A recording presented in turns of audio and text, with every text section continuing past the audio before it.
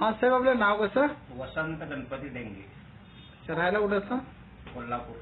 अच्छा, ठीक आहे सर. तुम्हाला काय त्रास होता? मला अटॅकचा त्रास होता. हा मला 9 वेळा अटॅक आला. हा 4 वेळा माझं 3 वेळा एन्जिओप्लास्टिक झालं, 1 वेळा बायपास झालं. हा त्याच्यानंतर साखर बी माझी खूप वाढली होती. माझी साखर 350 होती. हा ती हे औषध 95 3 महिने घेतलं हा आणि डायबाल्यात 1 महिना घेतलं.